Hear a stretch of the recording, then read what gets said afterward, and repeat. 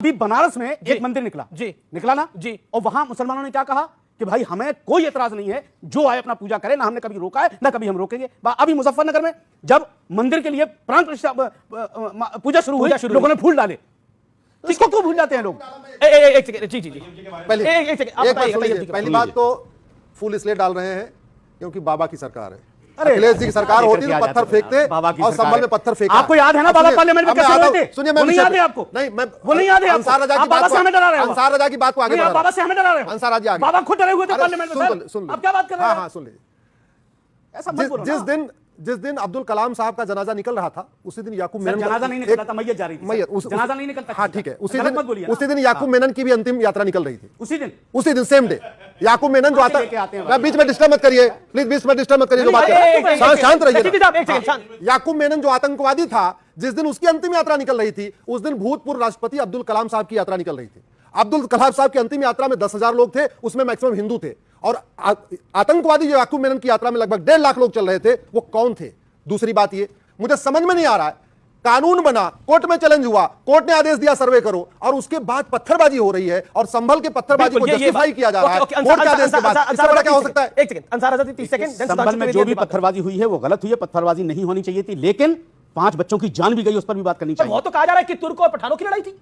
Sir मैंने ये तो नहीं कहा कि 78 में थी, अब नहीं थी, 78 में थी। अभी की तो बात पठान की थी, अभी जो एक नैरेटिव ये सेट किया गया है कि वहां की पुलिस को बचाना है, इसलिए मुसलमानों और पठानों की बात और पठानों की बात आ रही है। 5 लोगों की जान गई, चाहे वो तुर्क था या पठान था। एक तुर्क और पठानों का विवाद है कि नहीं? कोई विवाद नहीं, अब नहीं है कुछ, कोई विवाद नहीं, अब नहीं है, पहले कोई विवाद नहीं। अरे 78 की लड़ाई, 5 बच्चों की जान गई, चाहे वो तुर्की था या पठान था, लेकिन 5 बच्चे मारे गए। जी, इसका इंसाफ कौन देगा? Okay okay. और संभल में जो 200 लोग काट दिए गए थे, उनका हिसाब सर हमने काटे। हाँ आपने काटे, पूरी बात सर हमने काटे। देखिए मैं एक बड़ी लॉजिकल सी बात, मैं एक लॉजिकल सी बात कहता हूं, जो लोग अभी आप वकील होकर कैसी बात कर रहे हो? जिसको आप डिफेंड कर रहे हैं, मैं एक बड़ी टेक्निकल बात कह रहा हूं। जो लोग अभी प्लेसेस ऑफ वर्शिप एक्ट की बात करते थे, उनमें से मैंने एक को नहीं बोलते सुना। संभल के मंदिर तो ज्यादातर 1978 में बंद हुए ना, यानी 1947 के प्लेसेस ऑफ वर्शिप एक्ट के हिसाब से उनका वर्शिप का स्टेटस अलग था ना। कोई चूं बोला सेक्युलरिज्म का सूरमा उत्तर से दक्षिण तक कि कम से कम उनमें तो 47 का स्टेटस बहाल होना चाहिए ना।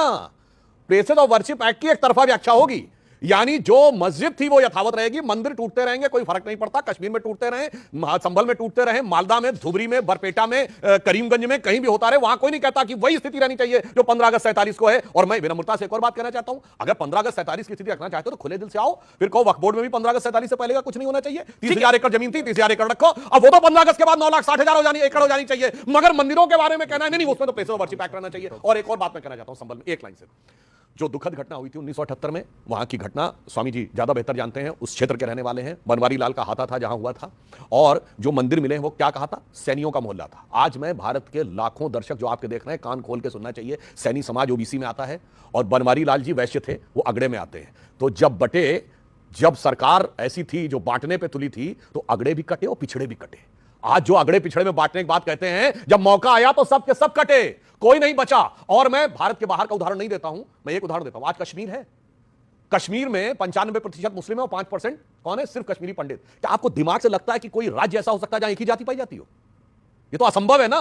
अरे ऐसा कोई जिला नहीं हो सकता जहां एक ही जाति पाई जाती हो। इसका मतलब सब के सब जातियां थी और सब या तो कट गए या कन्वर्ट हो गए। ये भारत का बात बता रहा हूं। 32% जो आज के बांग्लादेश में थे, उसमें SC ST OBC कहां गए? कट गए या कन्वर्ट हो गए। इसलिए मैं कहना चाहता हूं, जो ये लोग खेल खेल रहे हैं उसे हकीकत में समझना चाहिए। और इसलिए बिल्कुल जो भाटी जी ने कहा था, जो जुड़े वो जीते। अखिलेश जी ने कहा था, मैं बिल्कुल समर्थन करता हूं। मैं विनम्रता से और चुनौती से पूछता हूं, इस देश में 80% हिंदू है, फिर भी उसके बाद हिंदू धर्म को गालियां देकर, कोरोना वायरस HIV कह के रामचरितमानस फाड़ कर भी नहीं मुसलमान नहीं कहा। लोग चुनाव जीतते हैं, मुसलमान ने नहीं कहा भाई, मुसलमान ने नहीं कहा। अरे भाई आप तो नाम लिया, लोग चुनाव जीतते हैं। और मैं चुनौती से कहता हूं, एक कॉन्स्टिट्यूएंसी बताइए जहां 80% मुसलमान हो।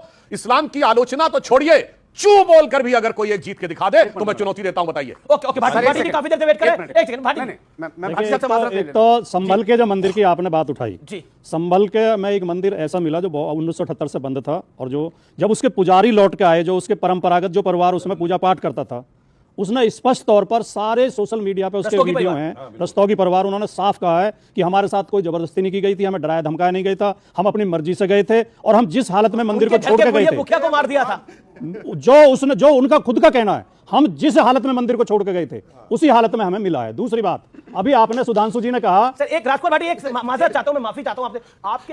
आपके घर के अंदर कोई मंदिर हो और उस मंदिर में आप 50 साल से पूजा ना कर रहे हो और आपके परिवार के सदस्य को किसी ने मारा हो, उसके बाद क्या हिम्मत होगी उस परिवार की बोलने की?